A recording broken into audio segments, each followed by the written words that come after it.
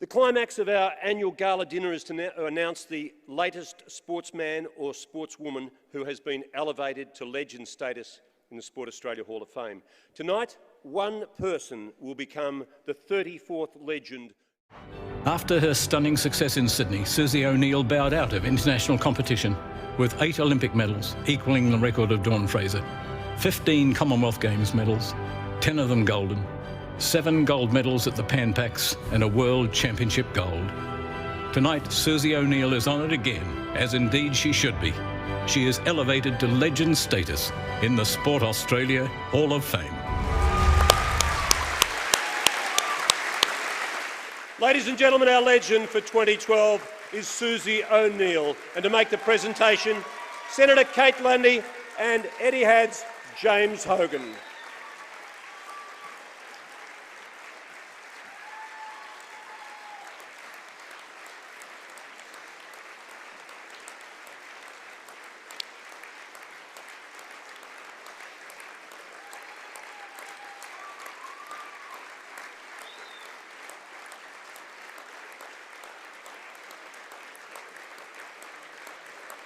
Our special guest tonight is Bruce McAvaney, and he will have a little chat to our latest legend.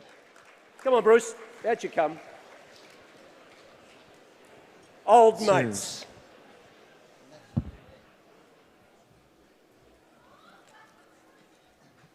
Thanks, Wanda. Oh, what a night, Susie, eh? Congratulations. Thank you, very overwhelming. Thank you. Got to say, how good does she look? I was out the back with the Etihad girls who were looking nice, and they said, God, have a look at her. So, and I agreed. We might start, should we start with Atlanta, do you think? You made a big decision in Rome 2 years before that. I was there with Griggsy, actually, and we were calling it, and it was the Chinese World Championships, and you'd finished, I think, in the minor, I think you got 2 bronze there, didn't you? So you made a big decision in 1994 at the end of those World Championships. Can you tell us about that? Yeah, it was an interesting Worlds. I think the Chinese won 12 out of 14 events. I got bronze in my 2 events, the 100 fly and the 200 fly. And I remember being bitterly disappointed and thinking I'm either going to give up swimming or make major changes. So made a big change. I decided to leave my coach, Mr. Wakefield, who I'd swum with since I was 9. I think I was about 20 at the time, and moved to Scott Volkers. So those 2 years were really make or break for me leading into Atlanta, and it's probably the most focused I've been on my swimming ever, even afterwards. And so I was really, really happy with my performance. And actually a fellow squad member that I started with when I was 9, Narelle Marks, is here tonight. We're still good friends, and shows you that just sport you know, it gives you so many other things apart from medals. How hard was it to go to Bernie? You call him Mr. Wakefield still. How hard was it to go to him and say, I'm leaving you? Well, harder now when I look back at it. At the time, I was a pretty selfish athlete who really wanted to win a gold medal at the Olympics. But, you know, I'd been with him since I was 9, so I remember I went with my mum, and but I was pretty, I don't know, I didn't have as much feelings as I do now as a mother.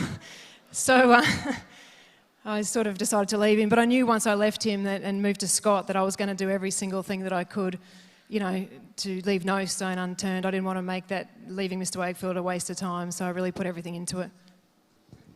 The Australian team had been under a bit of pressure in Atlanta in 1996. It sounds a bit like London, doesn't it, this year, because we hadn't had the success we wanted until that final day where you and Kieran got gold medals.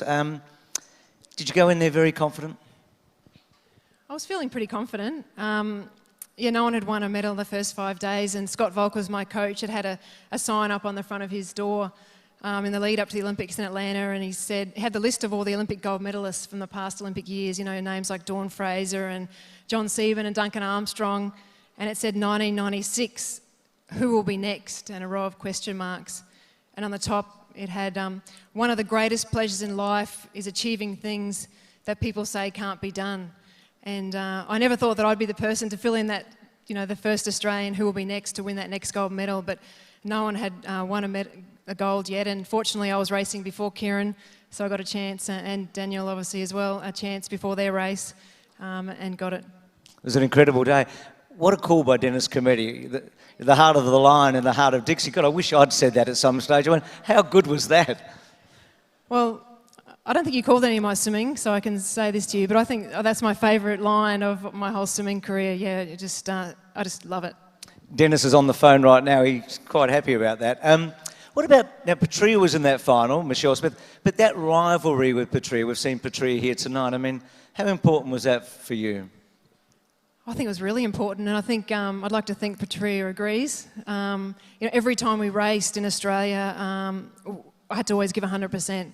I always had someone right there, so I didn't have to wait until I got to the Olympics or the World Championships at the local Grand Prix or the Nationals or any sort of meet.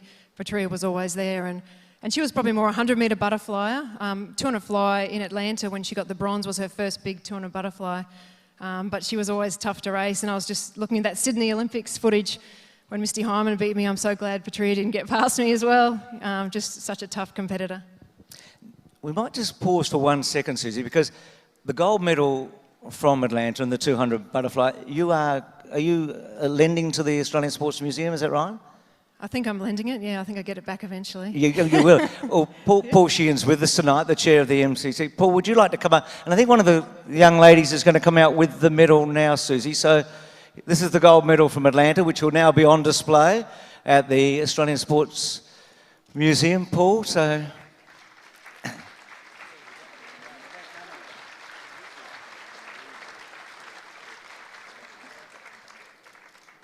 well done. Thanks, Paul. I'm sure we'll all get along to have a look. What about the little jig after you broke Mary T. Maher? That was... I'd forgotten about that. That's unlike Susie. He doesn't like me, don't worry, I haven't done it again. It was just a bit of a joke. I was really aiming for that world record for so many years. I was the longest standing world record at the time. I never thought in my wildest dreams I would break it, but I met Mary T. Maher. She came to Australia for some event, and I remember meeting her, and in my mind I'd always thought she was some freak, this crazy lady with 4 arms and whatever, 2 legs and 4 legs. But when I met her, she was just a really normal person, and that made me think that, hey, I can do this as well. So when I said if I ever break this world record, I'm going to do this dance, and so I had to do it when I broke it. It was the Holy Grail, wasn't it? I mean, 19 years in there. I mean, Sally just a moment ago talked about the Donkova world record that stood since 1988. So that was your Holy Grail, as she's chasing one at the moment. How did that impact on, because that was the trials, and it was pretty late, I think it was May. How did that impact on your preparation for Sydney? Did it make it harder or easier? Oh, I'm not sure. I found Sydney the hardest Olympics by miles. I don't know if breaking the world record made it any harder, but it was a funny Olympics. I remember the lead up, I'd be in the supermarket about to buy something, and a lady would, sidle up next to me and go, I can't wait to see you win the Olympic gold medal. Or I've got tickets to the Olympic gold medal event. And I'd be going, it's 3 months away. How do you know I'm going to win the gold medal? So I definitely felt the pressure, and I was always a very nervous competitor, which I didn't mind. I was used to it. But Sydney, to me, took it to a whole new level, and I was very, very nervous. The day of the 200 free. What happened that day? Because had you qualified fastest for the 200 free?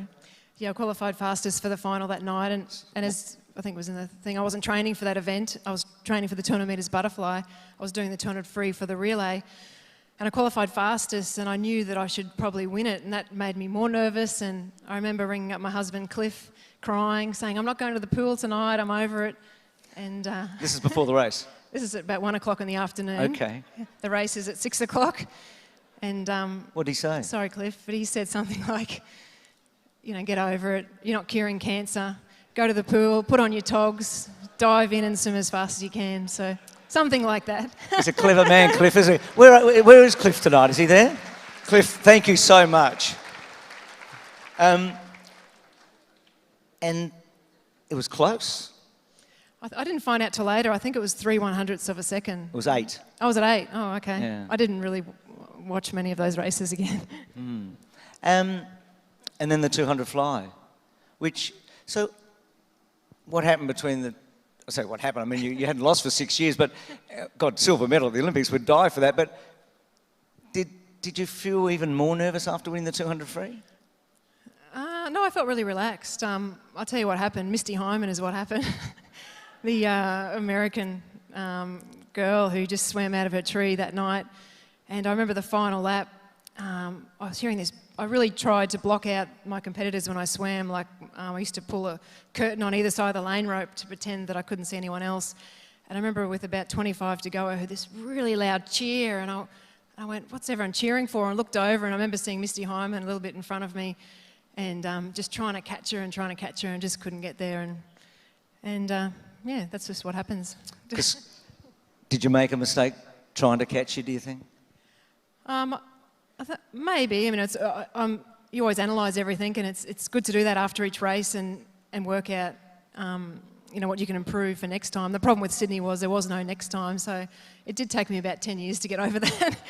I'm sorry I'm playing I brought it down it to up. that defeat, but I don't know exactly what happened. No, but I think we always used to work on really not to go any faster at the end of our race, but not to slow down.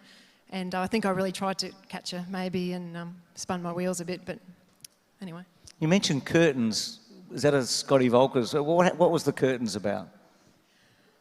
Scott Volkers, I realise now what an excellent coach he was, and I used to, like most athletes maybe, and John Bertrand said we're all a bit abnormal maybe in our minds, but our minds can, do crazy things, and I used to overthink a lot sometimes in races. So Scott just told me it was 1998 Commonwealth Games. He said, just pretend you've got two curtains on either side of the lane rope and just pull them closed before each race, which I did, and then I could just swim my own race in my lanes. But just little tricks that he had to, motivate me and make me swim better. What was the hardest sessions you used to do with Scott? That was pretty easy. Every Monday morning, for about 4 years leading to Sydney, we did 7 300 metres butterfly with about a minute's rest, anaerobic threshold for the sports people here. And then we'd have about a minute's rest and do a 200 metres butterfly effort. So after Monday morning, everything felt great. Gee, I bet you slept well. Sunday night must have been fun.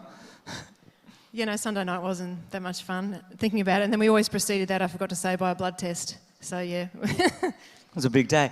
Tell me something about Mr. Wakefield. I mean, is there any anecdotal thing that you remember about Bernie?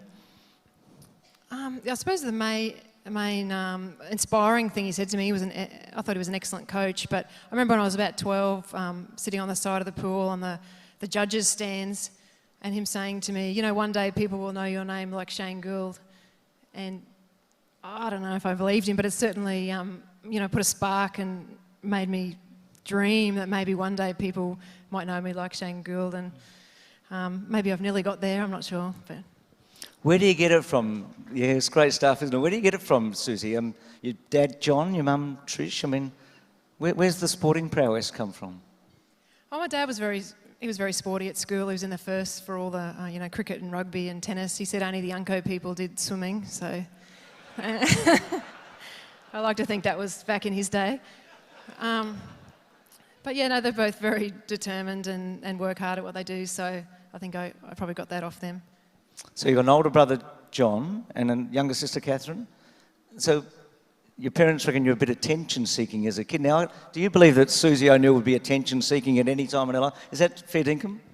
Well, I don't know. We've got a daughter now, Cliff and I, who's exactly like that, likes a lot of attention, and Mum likes to tell me that apparently I was exactly the same. So I don't know if she's just making that up or not, but she said I always liked an audience. Always liked attention, but I don't think that's exactly true. Well, you've got it tonight. You've got it tonight. Susie, were you a hard marker? I mean, how much did you push yourself? I was a really hard marker on myself. Yeah, I was during training, I was always telling myself, oh, you're not good enough, you're not fast enough, they're going to beat you. And I think that really motivated me to train harder. And even after races, I was never quite happy, about how I did, and I always wondered what I could have done better. So I think that was really good for my swimming career when I had actual times to measure how I was going. When I retired, I found I had to change that mindset a little bit because if I was just as hard on myself and there was nothing to gauge how I was actually going, it was a little bit detrimental. So I've backed off a bit on myself, and yeah, it's a lot more enjoyable, isn't it? You didn't back off in London when you were doing the commentary, did you? No, I think I was very fair in my commentary. No, you were. It was people here from Foxtel. It was a really I found it a difficult position, to be honest. I have still so much loyalty to the Australian swimming team, and I really, that was such a big part of my life, and I love it. But at the same time, as commentating, I felt like I had to give my opinions of what I thought was happening. But yeah, I enjoyed it actually. I really miss the buzz of competing as an athlete, and the only time I've felt like I've replaced that is when I've had the opportunity to commentate. So it was an enjoyable experience. Well done, well said. Susan, just a couple more things. How do you replace the highs? I mean, what's the transition like for a great athlete? I mean, just that incredible adrenaline rush you must get when you have achieved something, or just the fear, the good nerves, the bad nerves. When you retire and you know you won't be swimming again, you know you won't be on centre stage, I mean, what's the transition like? I think it's a lot harder than people admit to be perfectly honest. I know they're addressing those issues or that transition a lot more now, and there's systems in place and things that are starting up even after these Olympics. But yeah, it is hard to replace that absolute buzz that you think is completely normal to, touch the wall and 15,000 people to be screaming your name, and for when you walk around people saying how good you are. You get used to that, unfortunately. So I try not to replace it. I have a more normal life. As I said, the commentating replaced it a little bit, but I try not to go looking for those highs so much. I try and be a bit more satisfied. I don't know, I was going to say doing normal things, but just doing routine type things. Did you ever think about a comeback? To be perfectly honest, yes. I think, you just miss the absolute amazing feeling of being an elite athlete and the simplicity of it, and of knowing exactly how you're going right down to 100th of a second. But luckily enough, I talked myself out of it. I don't think I even verbalised it to my husband or anyone. I kept it to myself because I knew that they'd, well, anyway, I know what they would think. Well, we all know now. If you look back now, what's the one? What's the one race? What's the one thing you did in the pool that you'd remember as your finest moment? The one that meant the most to you? It's a really difficult question. I can't really decide between two. Winning my first Olympic gold medal in Atlanta was absolutely amazing. But when I broke Mary T. Ma's world record in Australia was also a really enjoyable experience. So it's probably out of those two. And finally, you're the 10th woman to become a legend in the Sport Australia Hall of Fame, 34th all up, 4th swimmer. 3 of them are women, by the way. So you're going well, the girls there. How does that sit with you? I mean, we've seen some amazing people be inducted into the hall tonight, but you've now been elevated. It feels amazing. I feel, too young to be elevated. When I look around at the pictures and all the people that I grew up, not exactly seeing, but obviously hearing about in the history books, and some of them I saw when I was young. I'm just really humbled, and the same comments as what everyone said. You don't never think of yourself like that. So I'm just really grateful and honoured that I've been given this award. It's amazing. A few years ago, I won't say the exact year because then we'd be giving away your age, 2 baby girls were born in Mackay, one in February and one in August. Catherine Freeman in February of the same year that Susie O'Neill was born, in the same country town in Queensland. And last year, Catherine was sitting here, and tonight it's Susie. It's a lovely little segue, I think. A legend of Australian sport, the one and only, we all love her. Ladies and gentlemen, Susie O'Neill. And ladies and gentlemen, a legend of broadcasting,